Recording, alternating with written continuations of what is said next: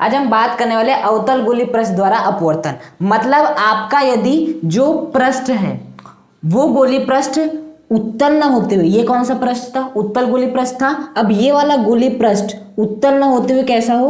अवतल हो। अब आपका यदि गोलीय पृष्ठ उत्तल न होते हुए क्या हो? अवतल हो। देखो ये आपका एक गोला होता है, इसको यदि बीच में से काट दो तो ये वाला भाग क्या कौन सा होता है? उत्तल। और ये वाला भाग कौन सा होता है आपका? अवतल। तो बेसिकली उत्तल के लिए हमने देख लिए है परावर्तन किस प्रकार से, अपवर्तन किस प्रकार से होता है। अब हम देखेंगे अवतल सतह के लिए कि आपका अपवर्तन किस प्रकार से होता है।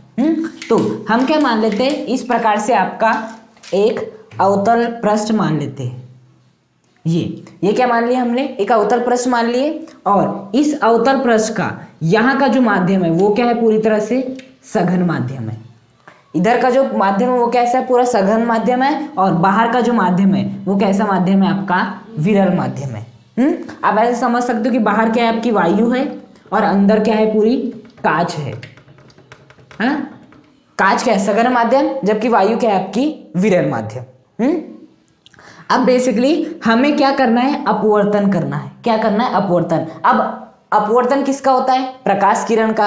अब प्रकाश किरण कहाँ से आती है? वस्तु से आती है ना। तो वस्तु को बेसिकली बिंब कहा जाता है। तो हम आपका एक बिंब मान लेते हैं। इस प्रकार से हम आपका एक बिंब मान लेते हैं, क्योंकि यहीं से आपकी प्रकाश किरण निकलेगी और इस जो प्रकाश किरण होगी उसी का क्या होने वाला है? अपवर्तन होने वाला है। तो बेसिकली हमें इस बिंब का क्या चाहिए? अब प्रतिबिंब चाहिए। ये जो आपका बिंब है इसका क्या चाहिए? मुझे प्रतिबिंब चाहिए। ये जो बिंब है इसे मैं क्या मान लेता हूँ? आपका ओ मान लेता हूँ। जो आपका बिंब है उसे क्या मान लेता हूँ? ओ। अब बेसिकली मुझे इसका क्या ज्ञात करना है? प्रतिबिंब ज्ञात करना है। तो प्रतिबिंब ज्ञात करना होगा किसी बिंब का, तो हमें उससे कितनी किरणें भेजनी रहती है? 2 किरणें भेजनी रहती है। तो जो पहली किरणें हैं वो मैं क्या भेज देता हूँ? एकदम सीधे भेज देता हूँ। जो पहली किरण है वो क्या भेज देता हूँ? मैं एकदम सीधे भेज देता हूँ। इस प्रकार से भेज दिया। अब जो आपकी दूसरी किरण है वो मैं कुछ इस प्रकार से भेजता हूं। ये जो आपकी दूसरी किरण है मैं कुछ इस प्रकार से आपकी भेजता हूं। देखो ये जो आपकी वस्तु है ना, इसे हम इस बार दूर ले लेते हैं आपका। इसे जो मैं आपका दूर ले लेता हूं ऐसा है।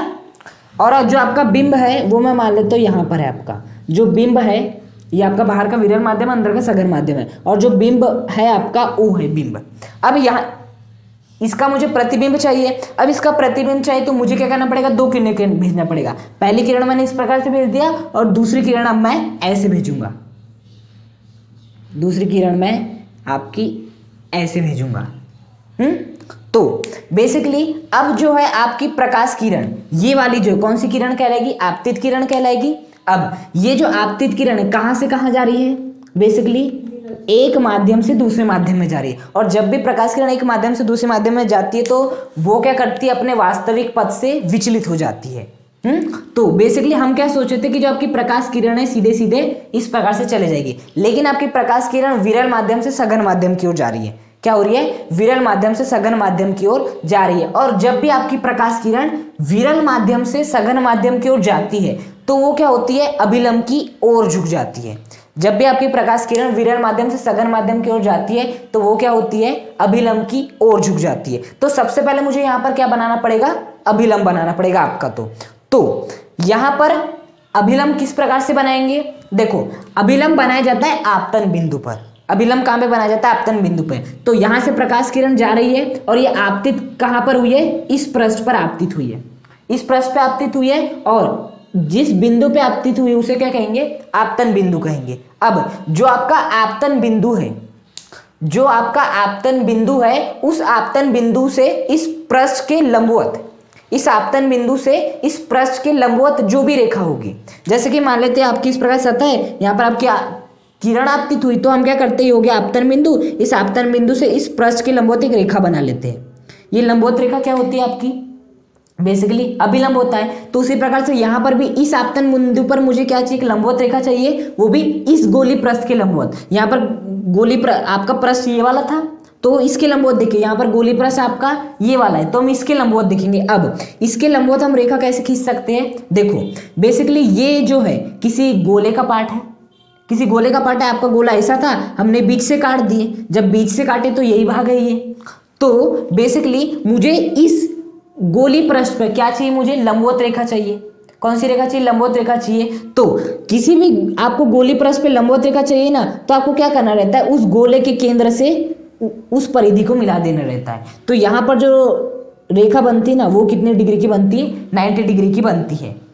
आई बात इतनी समझ में? हमें यहाँ पर क्या चाहिए? अभिलंब चाहिए। अब अभिलंब क्या होता है? जो कि इस गोली पृष्ठ के क्या होता है? लंबवत होता है। अब बताओ, ये जो गोली पृष्ठ किसका भाग है? एक गोले का भाग है इस प्रकार से। तो मुझे बेसिकली किसी भी यदि गोले पर मुझे लंबवत रेखा चाहिए, तो हम क्या करते हैं? बेसिकली केंद्र से, किससे? जो भी गोला है उसके केंद्र से हम क्या कर लेते हैं? मिला देते परिधि को, या इस पृष्ठ से मिला देते हैं। तो बेसिकली ये जो है वो इसका भाग है आपका, इस गोले का भाग है आपका, ये जो मैंने बनाया है इस गोले का भाग। अब इस गोले का जो केंद्र होगा वो कहां होगा? बेसिकली यहां पर होगा। इस गोले का जो केंद्र है वो बेसिकली कहां पे होगा आपका? यहां पे होगा। हम मान लेते हैं ऐसा।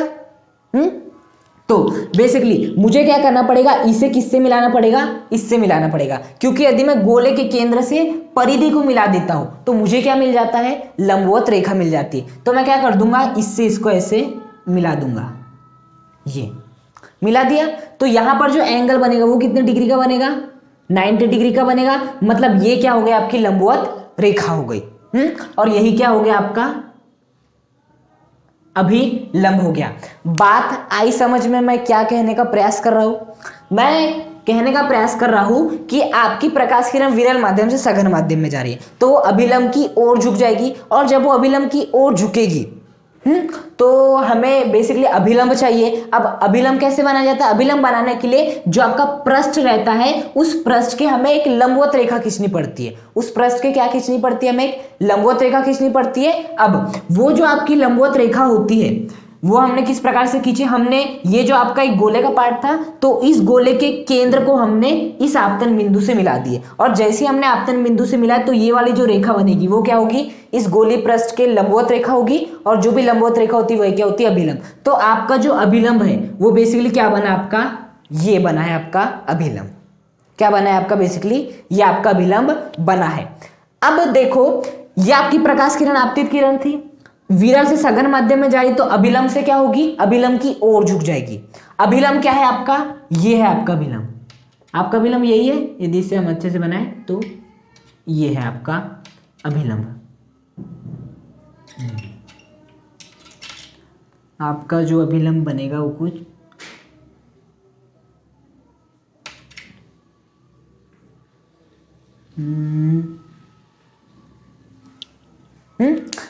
अभिलंब है आपका। तो ये जो प्रकाश किरण है वो क्या होगी? अभिलंब की ओर झुक जाएगी।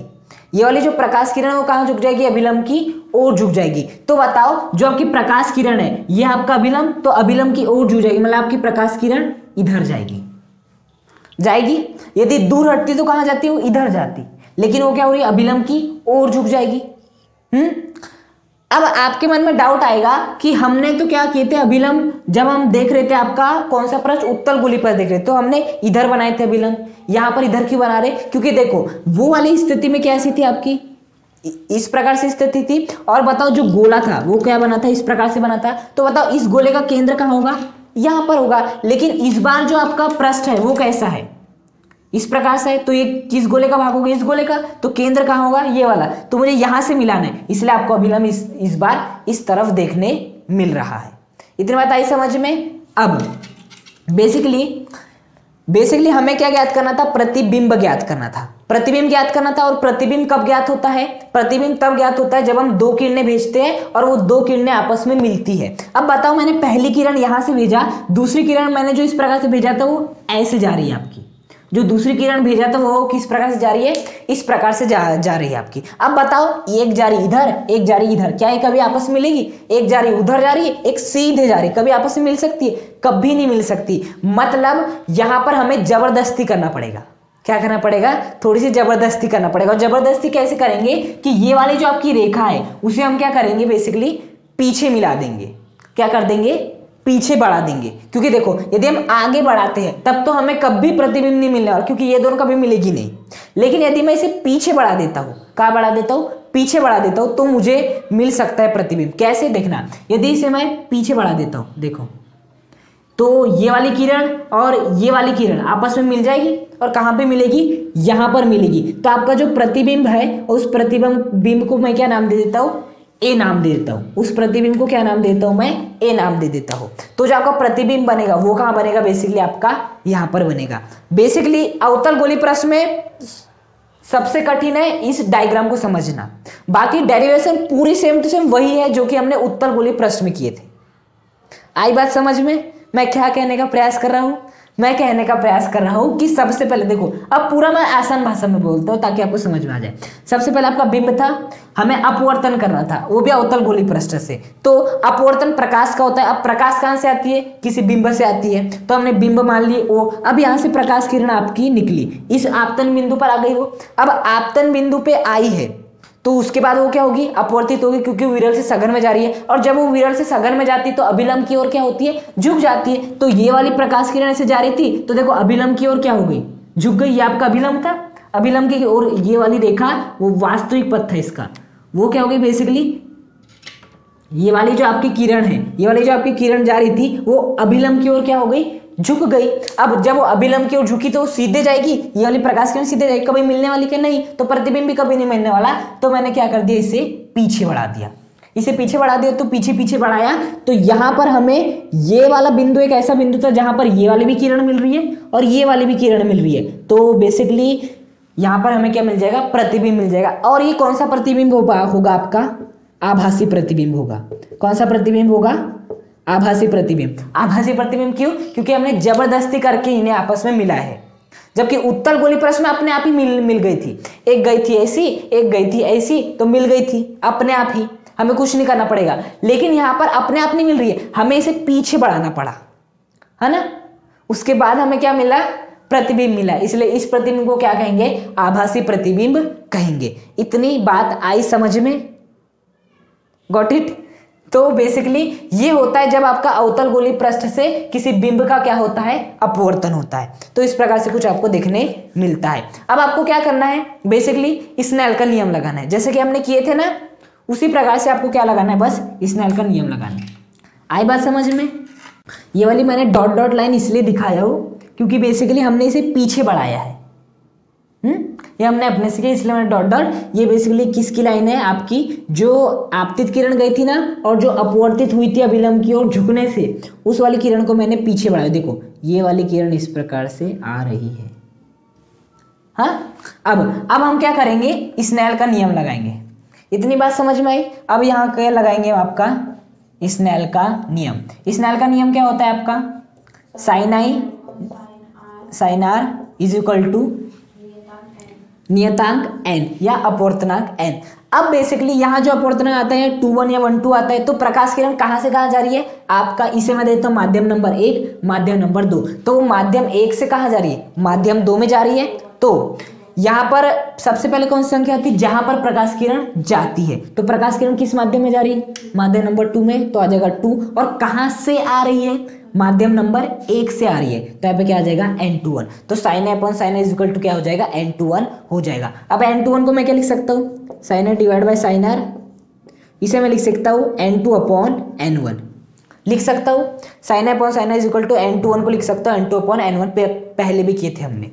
अब देखना, यदि अब बात आती है आई क्या है और आर क्या है, तो आई होता है आपका अपवर्तन कोण और आर होता है आपका, सॉरी, आई होता है आपका आपतन कोण और आर होता है आपका अपवर्तन कोण। तो देखो आपतन कोण क्या होता है, आपतित किरण और अभिलंब के बीच जो भी कोण बनता है। तो देखो ये हो गए आपके आपतित किरण, हाँ आपतित किरण, और आपका अभिलंब क्या है, ये है आपका विलंब, देखो ये है आपका विलंब।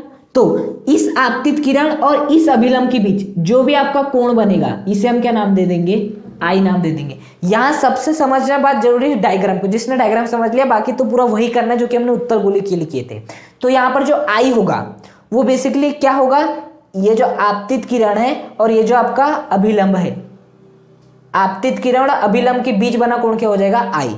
उसके बाद बेसिकली हमें क्या देखना है, आर मतलब अपवर्तन कोण।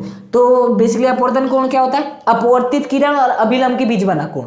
तो देखो अपवर्तित किरण क्या है आपकी, इस प्रकार से अपवर्तित किरण, लेकिन इस अपवर्तित किरण को मैंने क्या किया हूं, पीछे किया हूं। इस अपवर्तित किरण को मैंने क्या किया हो, पीछे किया हो, तो ये क्या हो जाएगी आपकी अपवर्तित किरण हो जाएगी। तो अपवर्तित किरण अभिलंब के बीच बना कोण क्या कहलाता है, आपका अपवर्तन कोण कहलाता है। ये हो गया आपतित किरण और ये हो गया आपका अभिलंब।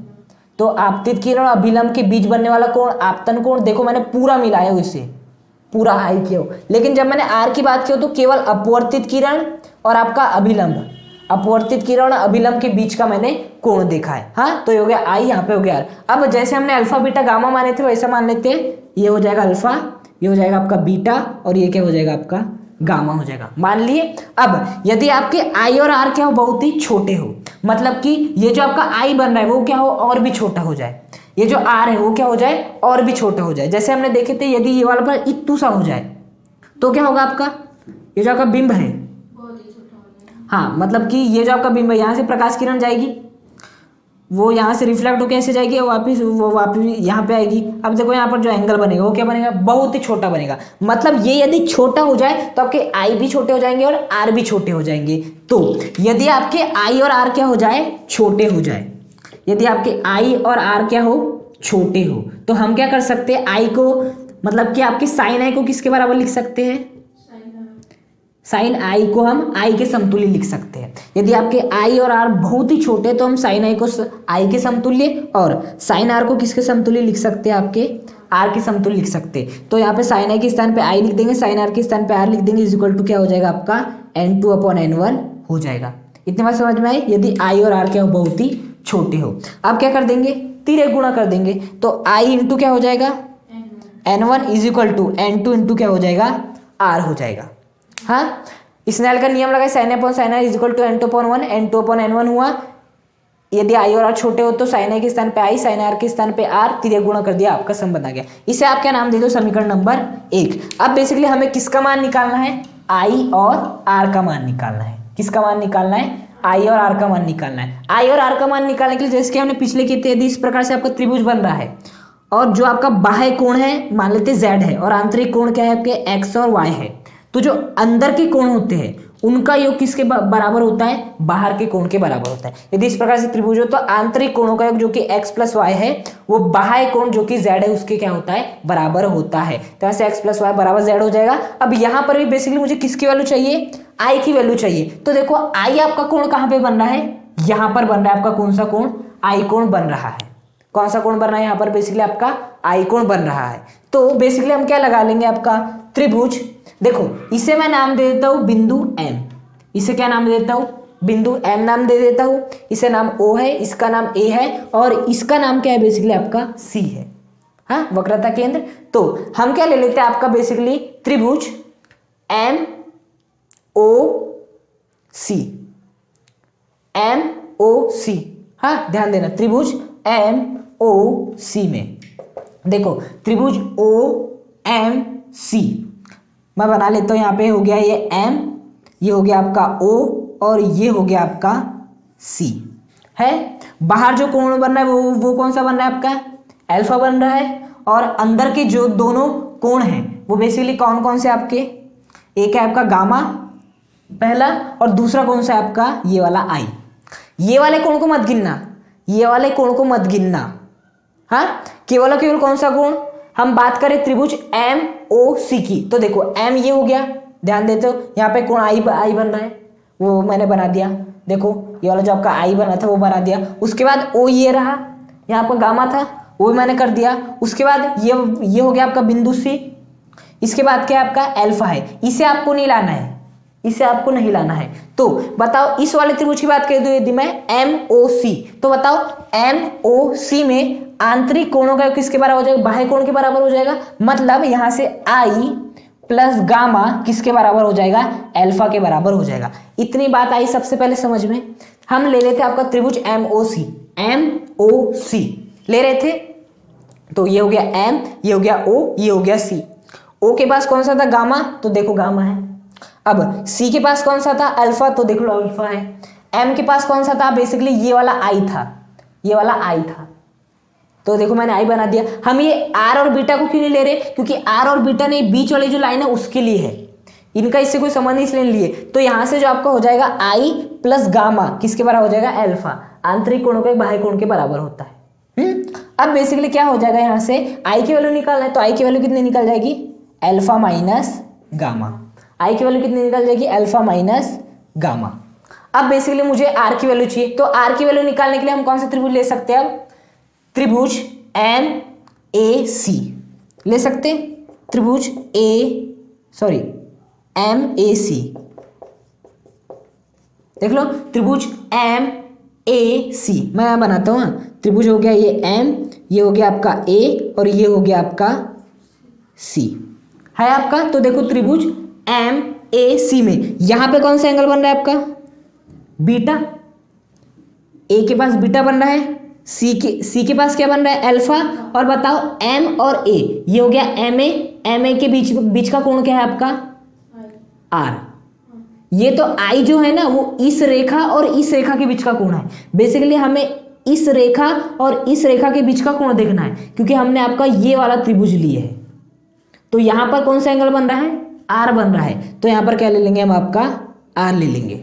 तो बताओ यहां से आपका, यहां यदि मैं लगाऊंगा फॉर्मूला तो क्या बन जाएगा, r plus beta is equal to alpha. इतनी बात आई समझ में, मैंने क्या किया है, आंतरिक कोणों का एक बाह्य कोण के बराबर होता है, तो आर प्लस बीटा बराबर अल्फा। इतनी बात आई समझ में, आर प्लस बीटा बराबर अल्फा। तो बताओ यहां से यदि मैं आर की वैल्यू निकालूंगा तो वो क्या निकलेगी, r is equal to alpha minus beta आ जाएगी, आर इज इक्वल टू क्या हो जाएगी, अल्फा माइनस बीटा। अब मैं क्या करूंगा, यहाँ पर आई की वैल्यू रख दूंगा, यहाँ पर आर की वैल्यू, थोड़ा कॉम्प्लिकेट है, यहाँ पर आपको अलग से बना के करना पड़ेगा, हालांकि बन जाएगा। तो देखो यहाँ पर हम वैल्यू पुट करते आई और आर की। देखो आई की वैल्यू क्या है आपकी, अल्फा माइनस गामा, क्या हो जाएगा आपका N1 बराबर क्या है फिर आपका N2। आर की वैल्यू क्या है आपकी, अल्फा माइनस बीटा, तो alpha minus beta values put कर दिए। अब क्या कर देते, सीधे सीधे हम इनटू करा देते, सीधे सीधे क्या करा देते, इनटू करा देते N1 का। तो देखो N1 का इनटू इन सबसे करा होगा तो क्या होगा, N1 into alpha minus N1 into gamma बराबर N2 into alpha minus N2 into beta, N1 का इंटू इन सब से, N2 का इंटू इन सब से, तो आपका ये आ गया। अब बेसिकली मुझे क्या करना है, देखो यहाँ पर जो अल्फा बीटा गामा यदि वो बहुत ही क्या हो, छोटे हो, हमने देखे थे यदि आपके बहुत ही छोटा हो जाता है अल्फा बीटा गामा भी क्या हो जाएंगे, बहुत ही छोटे, और यदि आपके अल्फा बीटा गामा यदि क्या हो, बहुत ही छोटे हो, तो इन्हें हम किसके समतुल्य लिख सकते हैं, अल्फा को टेन अल्फा, बीटा को टेन बीटा, और गामा को किसके समतुल्य लिख सकते हैं, टेन गामा के समतुल्य लिख सकते हैं, क्योंकि ये कोण बहुत छोटे, तो इन्हें हम tan alpha tan beta ten gamma के स्थान पे लिख सकते हैं। तो यहाँ पर हम क्या रख देते, वैल्यूज रख देते, तो क्या हो जाएगा N1 into ten alpha minus N1 into ten gamma बराबर N2 into ten alpha minus N2 into ten beta. आई बात इतनी समझ में, यदि अल्फा बीटा बहुत छोटे हो तो अल्फा के स्थान पे टेन अल्फा, बीटा के स्थान पे टेन बीटा, गामा के स्थान पे टेन गामा रख सकते हैं। अब बेसिकली हमें क्या करना है, tan alpha tan beta ten gamma की वैल्यू निकालना है। तो देखो यदि हम टेन अल्फा की वैल्यू निकालने जाते हैं तो देखो सबसे पहले देखो अल्फा कोण कहाँ पर बन रहा है, और मैं एक बात कर देता हूँ कि ये जो है आपका, इसे हम यहाँ पर ऐसा अभिलंब ले लेते हैं आपका, हाँ, और यहाँ पर जो है इसे हम क्या मान लेते, बिंदु P मान लेते हैं आपका, और ये जो है इसे क्या मान लेते, बिंदु B मान लेते। तो बताओ यदि मुझे टेन अल्फा की वैल्यू चाहिए तो हमें वो चीज देखना पड़ेगी जहां पर आपका अल्फा कोण बन रहा हो। अल्फा कोण कहाँ पे बन रहा है, यहाँ पे बन रहा है, कौन से वाले त्रिभुज में बन रहा है, आपका त्रिभुज MCB में। कौन से त्रिभुज में बन रहा है, त्रिभुज MCB, देखो बन रहा है त्रिभुज MCB में, और यहाँ पर क्या है 90 डिग्री का एंगल भी बन रहा है। मतलब त्रिभुज MCB में यदि मैं लिखना चाहूँ टेन अल्फा, वो क्या होता है बेसिकली लंब बटे आधार। अब बताओ लंब की वैल्यू क्या है आपकी MB, तो लंब क्या हो जाएगा आपका MB, आधार क्या है आपका BC है, आपका आधार क्या है BC। सबसे पहले समझो टेन अल्फा बराबर होता है लंब बटे आधार, हमने लिया आपका त्रिभुज MCB, तो त्रिभुज MCB में लंब क्या हो गया आपका MB और आधार क्या हो गया आपका BC, तो क्या आ गया MB अपॉन BC। उसी प्रकार से यदि मुझे टेन बीटा की वैल्यू निकालना हो, किसकी वैल्यू निकालना हो, टेन बीटा की वैल्यू निकालना हो, तो बीटा कोण कहाँ बनना है, सबसे पहले वो देखो बीटा कोण बनना है आपका त्रिभुज MAB में। त्रिभुज किसमें बन रहा है, एम ए बी में। तो जरा ध्यान देना, त्रिभुज एम ए बी में जो आपका लंब है वो बेसिकली क्या है आपका, एम बी है। देखो एम ए बी में लंब क्या है आपका, एम बी है, और आधार क्या है आपका, ए बी। आधार क्या है आपका, ए बी। देखो ना, हम ले रहे हैं आपका त्रिभुज एम ए बी, त्रिभुज एम ए बी, तो इसमें लंब क्या हो गया, ये वाला, और आधार क्या हो गया आपका, ये वाला, ए बी।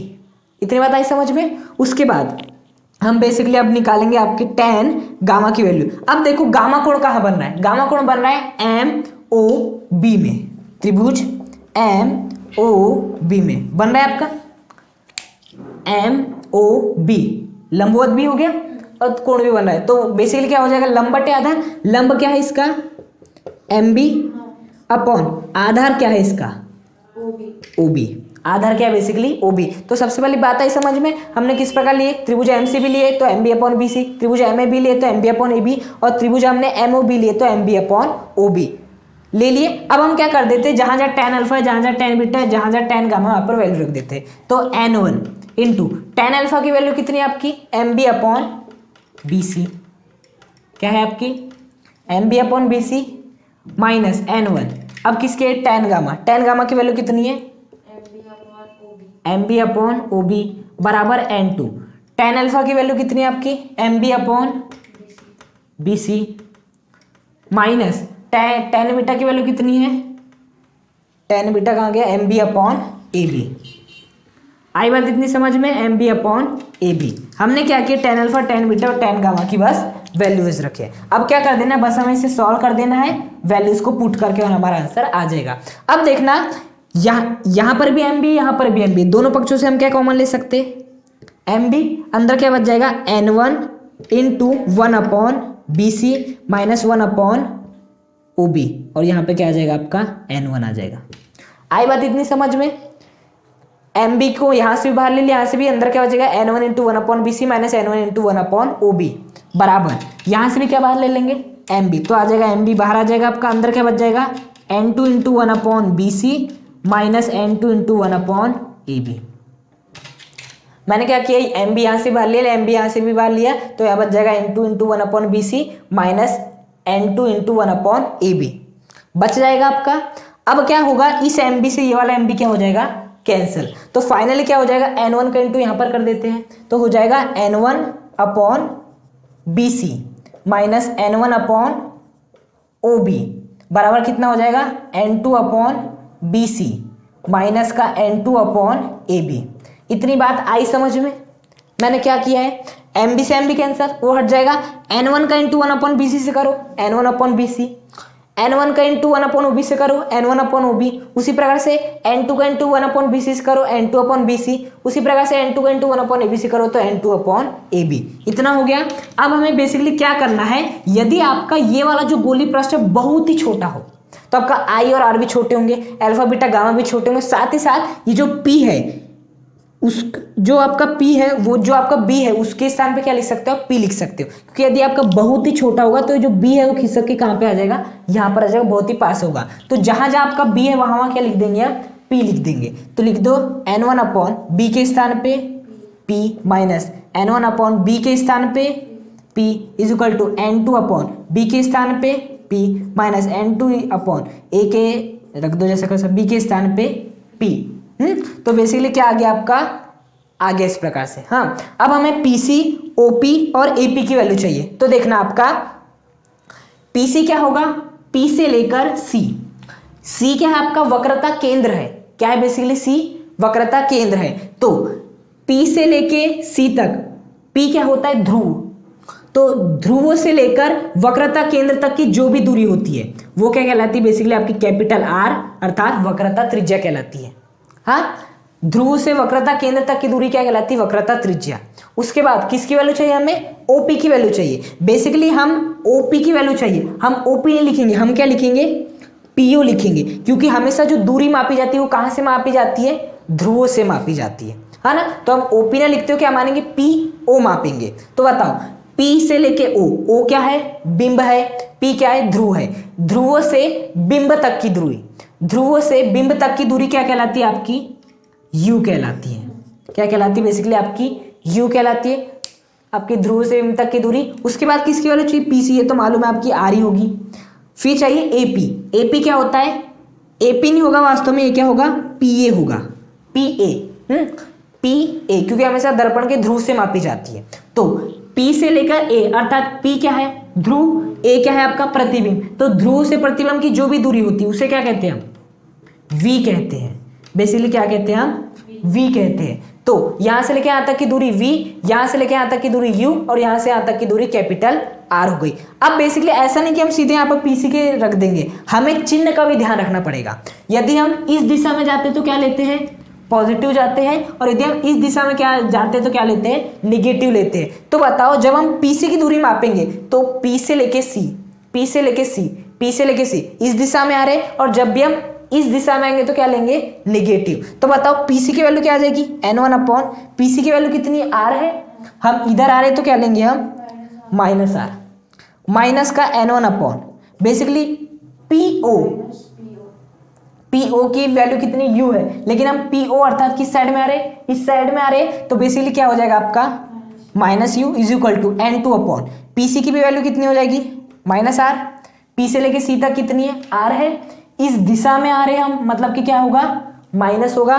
फिर क्या हो जाएगा आपका, minus N2 upon P A, P A की दूरी कितनी है, वी है, हम किस दिशा में आ रहे, इस दिशा में, इस दिशा में आ रहे तो क्या लेते हैं, माइनस, तो यहाँ पे क्या आ जाएगा, माइनस का वी आ जाएगा। तो इतनी बात समझ में आई, दूरी तो समझ में आ गई। जब हम इधर आते हैं देखो पूरे तो इधर ही से ना, आर भी इधर ही है, यू भी इधर ही, वी भी इधर ही, तो ये सब कहेंगे माइनस में आएंगे। बस हमें क्या कर लेना, अब यहाँ पर स्थानांतरण करना है और आपका आंसर आसानी से आ जाएगा। अब देखो हम क्या करते हैं, यहाँ पर आपका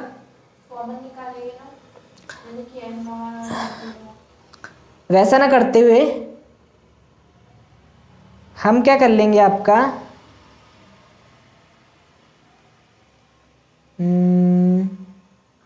चलो ये जो आपका माइनस है और ये जो माइनस है इसका इंटू करा लेते हैं, तो माइनस माइनस क्या हो जाएगा, प्लस हो जाएगा, N2 अपॉन वी।